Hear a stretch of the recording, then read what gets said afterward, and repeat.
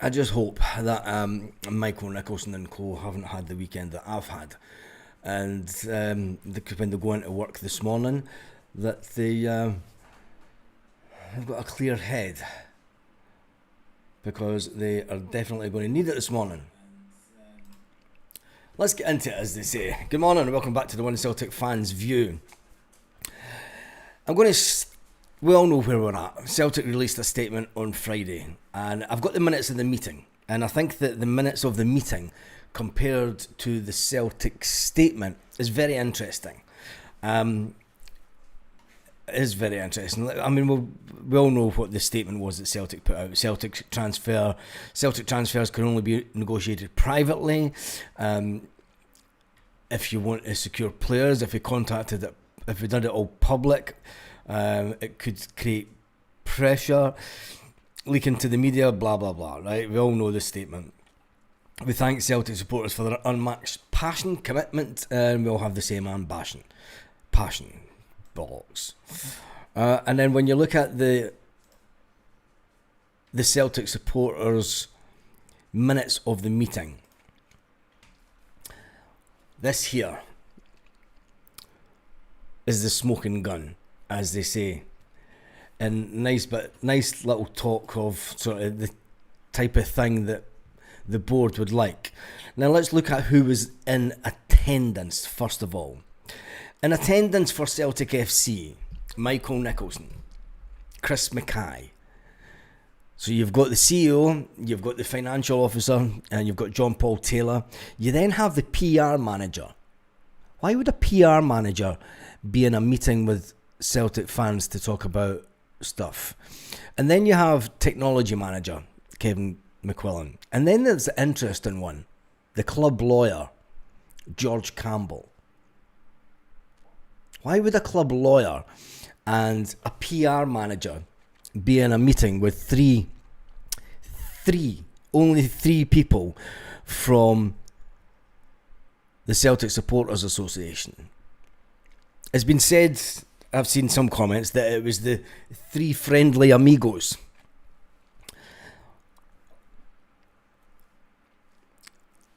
I still think it's completely bizarre that in the minutes of the meeting, it goes on to say, the meeting was requested by Joe Rook. Invitation was extended to the affiliation CSCs and Irish CSCs and three major fan groups to discuss the recent disappointment at the transfer window.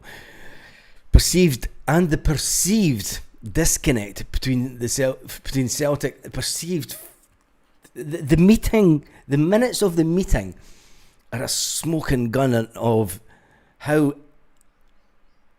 unattached from reality that this board are from how the Celtic fans are feeling. The perceived discontent between Celtic and the fan base. The affiliation chose to meet up there. Anyway, raised concerns. Club execs communication with fans must improve. Regular meetings take place with most fans groups. Most. It's a well-worded little comment put in there. And then it goes on to say that all registered groups have CEO contact details and may request meetings. In other words, you have the number to his personal assistant who can get in touch at any time. Fan media are invited on a rotational basis, although not always acknowledged by the participants. So he's now saying that there's certain parts of Celtic fan media that do not tell fans what's going on. They're trying to create division. Straight away, off the bat, the Celtic board are trying to create division. Divide and conquer, as they say. It says regular fan forums are held. The fans liaison officer remains active on Twitter. He does that. A new app is being launched due to improve clarity across many areas. Now, the new app has been brought in by the guy. Remember a few years ago we brought in a guy from Apple in London who pushes everything Celtic content through the Celtic TV, and that's why you only get 30-second videos and 1 minute videos on YouTube, because they want to push everything through their paid app. And they're saying that that's now coming to fruition. It's going to be out there soon. Communication through media is changing. It's challenging. The club will issue a statement addressing fans' concerns and consider improvements. The long-term football strategy. The strategy is unchanged and remain a world-class club, dominant in Scotland, qualifying regularly for the Champions League and operating sustainably. The manager and the club are aligned on every signing. No player is signed without the manager's approval. Substantial summer and January investment in playing staff confirmed. Media reports on summer spending were inaccurate. Real spend significantly higher. Contract details remain confident. So there's people getting paid more than what we think they're getting paid at Celtic, reads that statement to me. That's only the first part of it. The second part of the minutes, player investment. Let me just change the screen to get that other one up, the player investment one.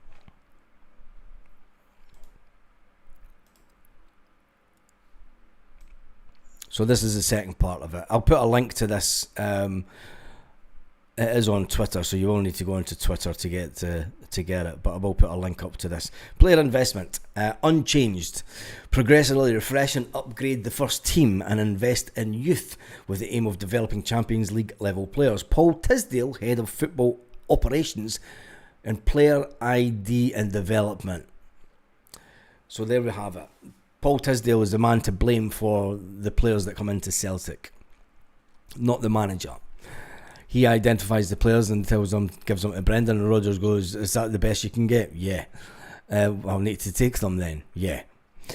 It looks like Paul Tisdale is now a yes man for the football club. Sean Maloney's been appointed professional pathway manager.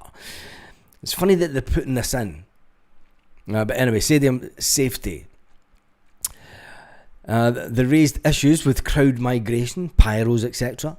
The club stressed safety cannot be compromised. It's funny how they tried to turn it on the fans and say, "You are the bad motherfuckers. You are the ones that are fucking naughty little children and you need to behave."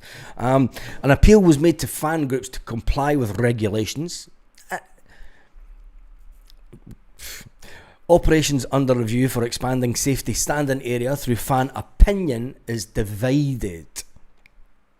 Recruitment process began as early in December. The club worked through intensively throughout the window. Some players declined Celtic for long-term career ambitions, allegedly. Multi-million pound bids for current players, Dyes and Maida, were knocked back, rejected. They said one target signing postponed until January due to an injury, so we'll see what player comes in January that was injured in this window. Agents cited as disruptive factor in pushing inflated prices for players. Early engagement with players remains effective. Celtic Park is still a strong selling point. And an example given, an academy player left due to the fact of the agent's excessive demands. Many clubs, including Celtic, plan, and this is the bizarre part, that Celtic missed out on their statement.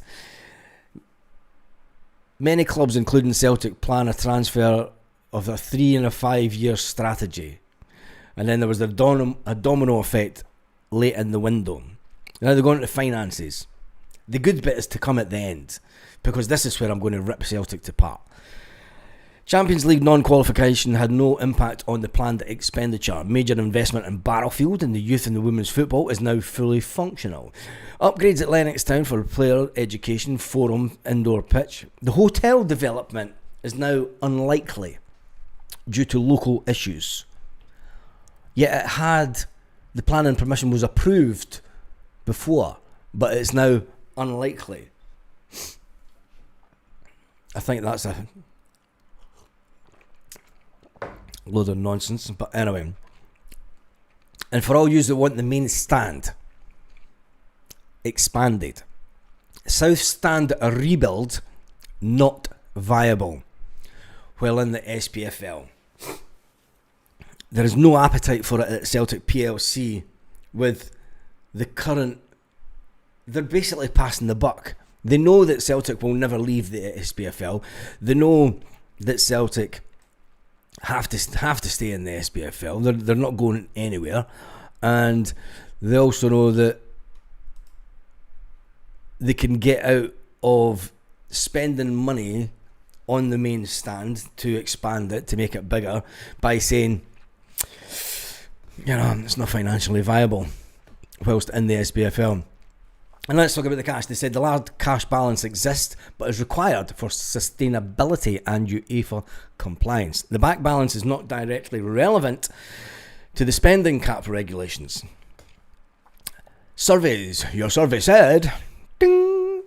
Recent fan survey, 50,000 responses. The format provided an... do you know what? They're saying that basically we couldn't read the data. So they have to reformat the data. What a load of nonsense. Results will be reviewed with fan groups before being issued. They're trying to manipulate the data. That's what they're doing. The data come back and told them something that they didn't want. So they went, can't do that. Can't do that. Anyway, the multimedia group. This is where it gets interesting. Celtic operates with a staff of 30 for the multimedia group. Wow. That's all I'm saying is wow. And then they go, compared to many of English Premier League clubs that have 100. I'm not being funny but I think I've done enough YouTube and edited videos, not just for various channels over the years. And although the Celtic multimedia thing is getting better, if they've got 30 people working on their social media and Celtic TV, what the F are they doing? I mean, what are 30 people doing at Celtic on a daily basis? Because the content's piss poor. The content is way piss poor. They are not getting value for money. Not a chance. If I was the head of the multimedia section, if I was Celtic, I'd be champing on the door of the head guy at the multimedia and saying, listen, you've got 30 folk in here, and I'm sitting, my kids are sitting at home watching Celtic stuff and going, what the fuck are Celtic doing? 30 staff to run Facebook, YouTube, TikTok. I mean, I get it. You can maybe have one person that specialises, but they're not doing paid ads, which I tell you one thing. If Celtic were to go down and paid route, well, I'm your man. I've spent tens of thousands on, more than that, on paid ads over the years. I just think it's unbelievable if Celtic are boasting about the fact that they've got 30 people doing their social media and their Celtic TV. They've employed people that aren't up to scratch, if you will. Anyway, I just think it's unbelievable. Anyway, the minutes of the Secretary were signed the 6th of September 2025. When you read the meetings, AI could run all of this. Yes, Scott, in this day and age, do you know what I mean? You can reformat long form videos in seconds. I can take 30 people's plenty, says Quinny. Saying they need 100 is nuts. 30 people was far too many for the quality of Quinny. I mean, you do enough social media, mate. You know how this works. Do you know? I mean, I can take this live right now. It's also getting recorded. Within 10 minutes after the recording, I can have snippets put up as shorts if I wanted. Celtic don't do that. You know, I could take this, but anyway, who cares about that? And Charlie Mulgrew, soup taker. Charlie Mulgrew is he's telling fans to shut up and move on. Charlie Mulgrew, the soup taker. I never thought Charlie Mulgrew would be a soup taker, but he's taken to the Daily Record to say he's done his mourning along with the rest of the fans. It's time to move on. Says Charlie. He understands that there are some officials in the club who believe Rodgers has painted a bullseye on the backs of the board. It's all Rodgers' fault. He's pointed a bullseye and the fans are taking it. The fans are taking the bait after increasing calls for a more ambitious transfer window. That's it. Blame Rodgers. It's Rodgers' fault that we're having a go at you imbeciles. In fact, imbeciles are too good because you're just overpaid. You're so out of touch with reality. What happened to Celtic? How come Celtic have these people at the club that are so up their own arses and have no, do you know, it's unbelievable. The same guy when Guru said Ange will be back, not a chance in hell. Yeah, I noticed that, and I wasn't. He did say it.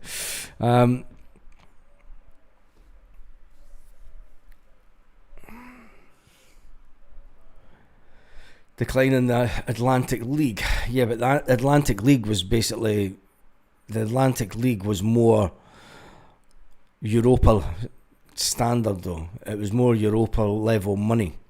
And Rodgers stands his ground. The board have painted the bullseye on the board. Yeah, they have. And this is all down to the board.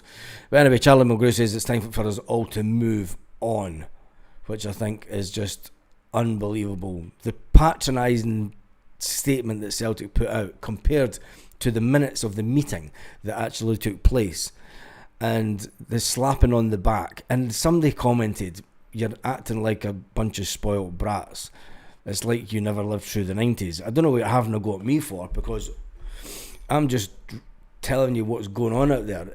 There has been organisation after organisation after organisation of people that go to games home and away that spend tens of thousands of pounds a year. Tens of thousands. And they're the ones that are having their say in this. And for that I respect them. And I respect the people that do spend tens of thousands every year. And people are like, nobody spends tens of thousands. Yes, they do. Do you know? Thousands upon thousands of pounds to watch Celtic every year. The minutes of the meeting, for me, I mean, Celtic boasting about the fact that they have 30 staff in their social media, for me is a joke, and then saying compared to 100 at English Premier clubs, well, you'd be as well saying, well, that's like we've just not got the same investment as the NFL.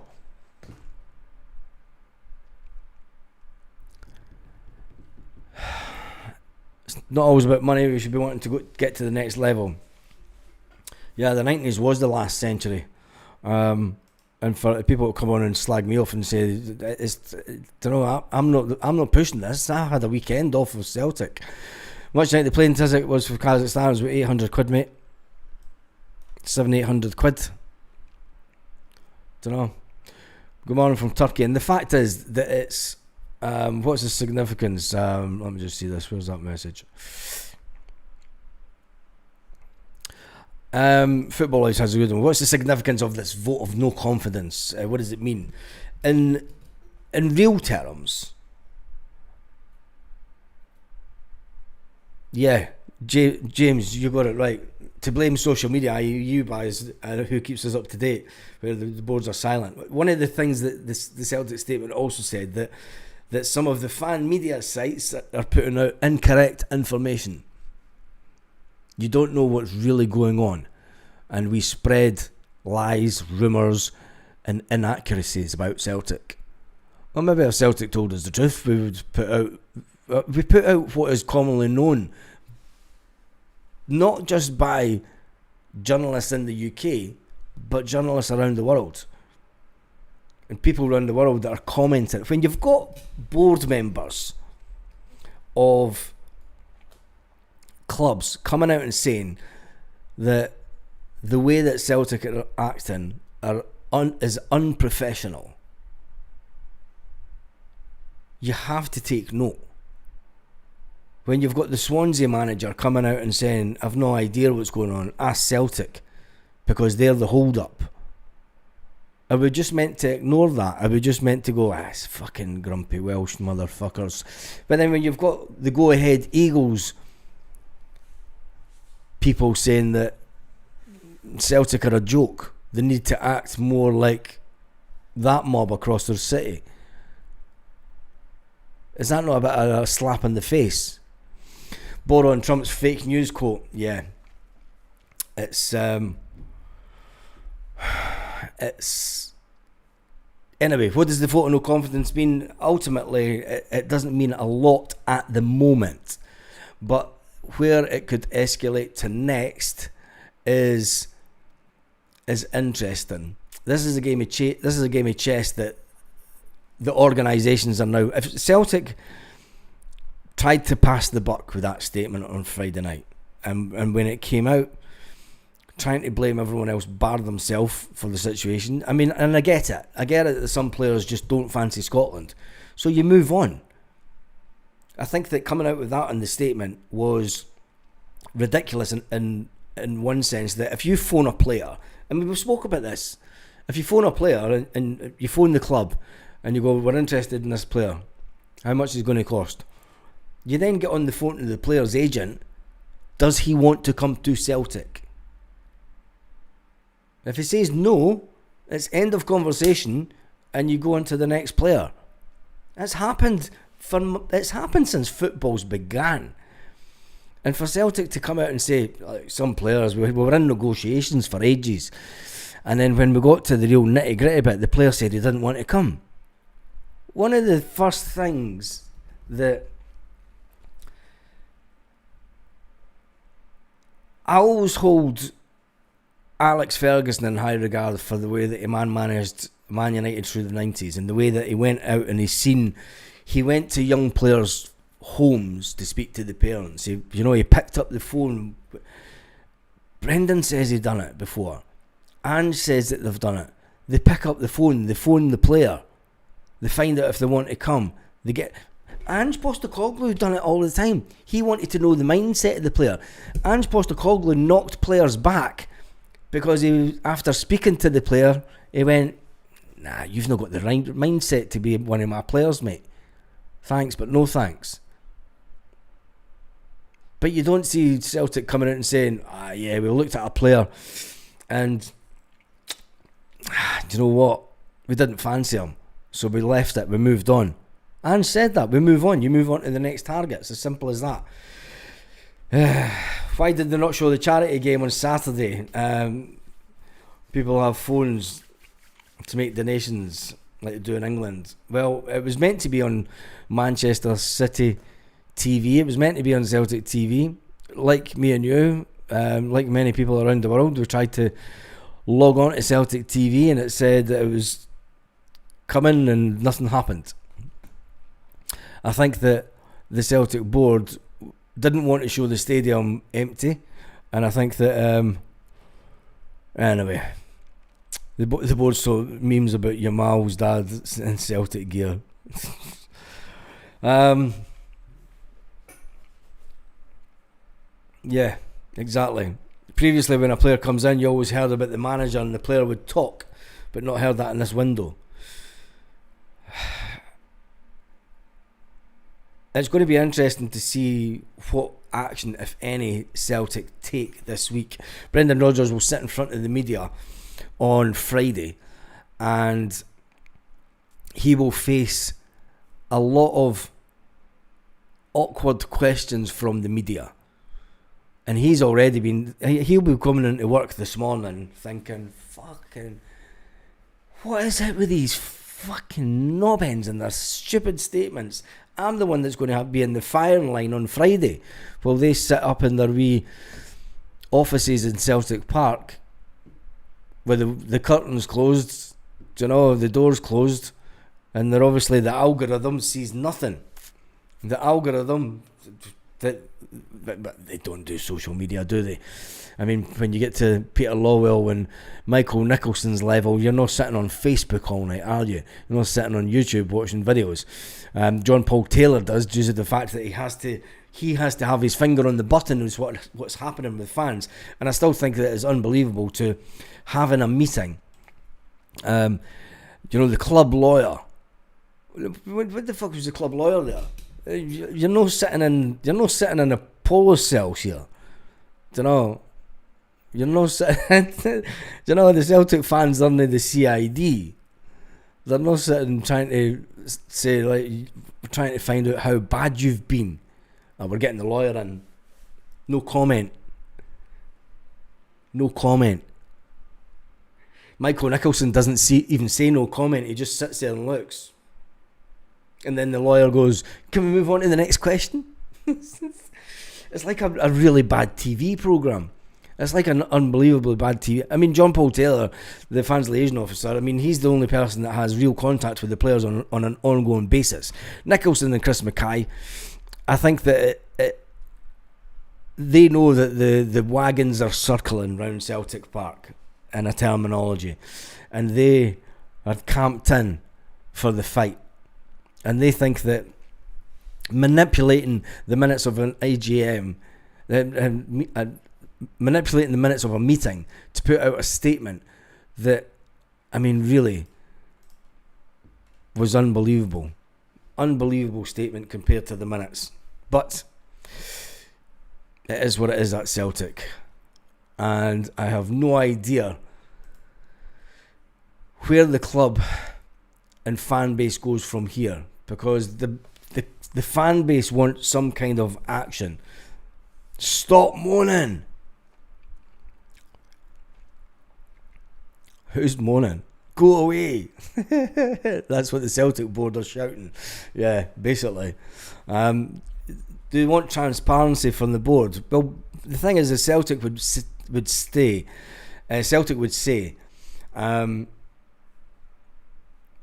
that they've given you transparency with that statement.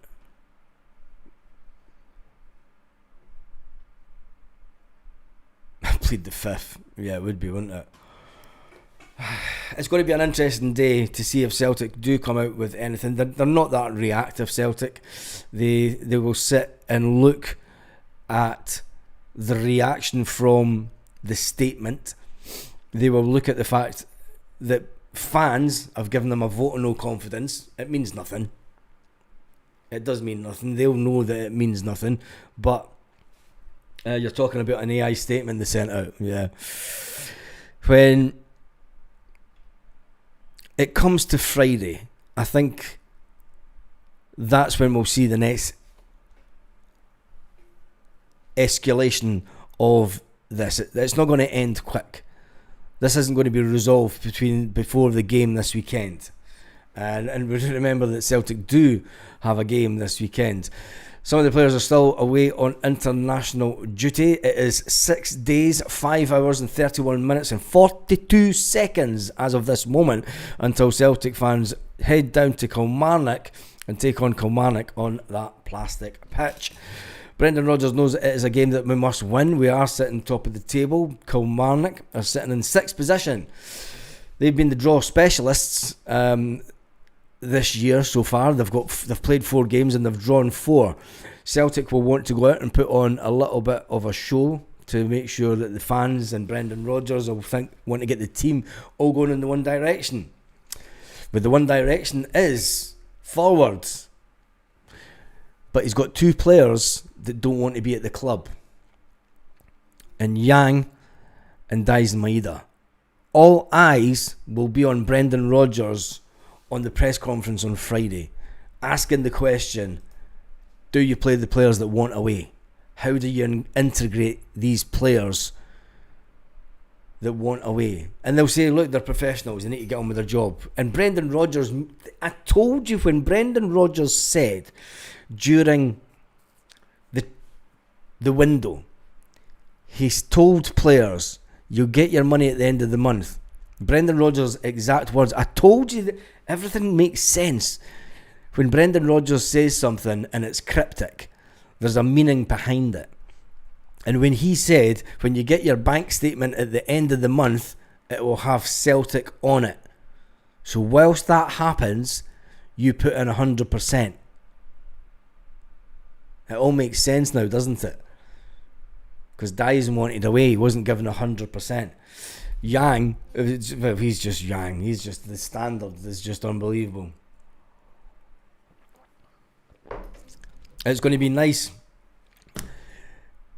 and an interesting week, and it's going to be fun, I'm sure. Anyway, let's jump into some comments before we get away. Give your money. Yep, that's all the Celtic board want. It's all pie in the sky. I don't think it's pie in the sky stuff that Celtic come out with, but they're just out of touch with roll on Killie hospitality. I think I need a drink to cope with it. You're going to Killie hospitality, so you're not even going to be in the Celtic end, Michelle.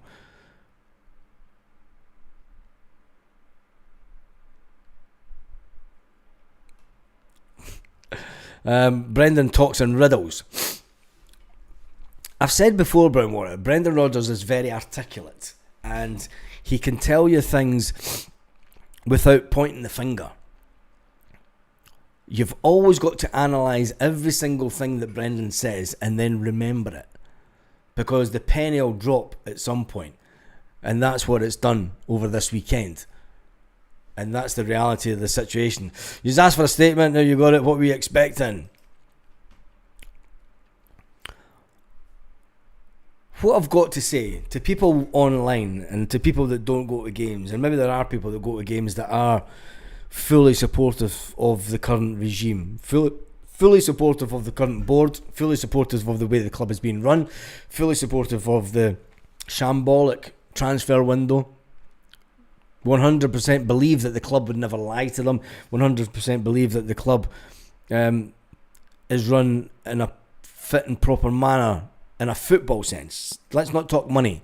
Let's not talk about the finances of running the club. Let's talk about the needs of the football department. And this is what the fans are upset about. The needs of the football department.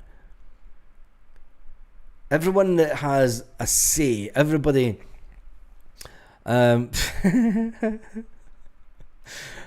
that has an opinion about Celtic is entitled to have their opinions. Do you know, the modern era is all about opinions, instant reactions. It's the way of the world. But what I've seen over the weekend has been the Celtic fan base as a whole coming together and being unhappy with the way that the football department is being run. Nothing to do with the finances, nothing to do with the way that the club makes money. You need to take that out of your head and separate the two. Because if you don't, you're always going to think that this board are absolutely fantastic. And there's nothing that you could do about it. Criticising the board, and for people coming out and saying, for fuck's sake, man, do you not remember the 1990s? Mate, I can remember the 1970s. I can remember the winter of discontent. I can remember the miners' strikes. I can remember a lot of hardship. And yes, this might not be hardship, but when you want the club to go forward and take the next step, you want the manager to be backed appropriately. People will say, well, we've spent money. The board say we've spent money. You know, what you believe we've been, what you think we've spent, we've actually spent more. Oh, so someone's on a higher wage than the rest of them. Anyway, make sure you join me at 8 p.m. Celtic Park time tonight.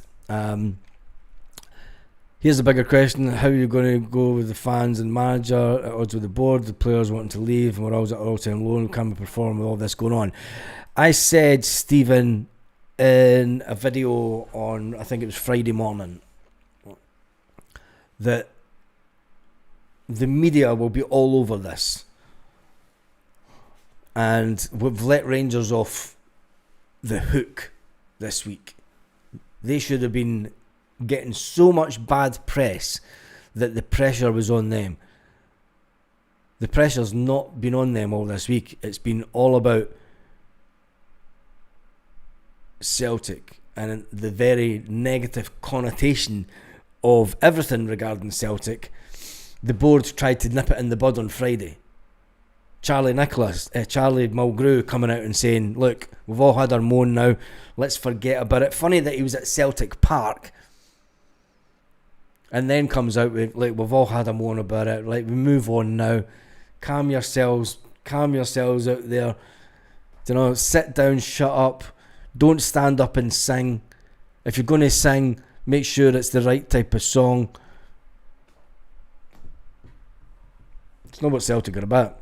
Anyway, on that note, I am done and dusted for this morning. I will be back later on this afternoon and, well, definitely tonight. On that note, have an absolutely fantastic day, Celtic fans. Can you have a fantastic day? I need more pineapple juice. Have a fantastic day, Celtic fans, wherever you are, all around the world.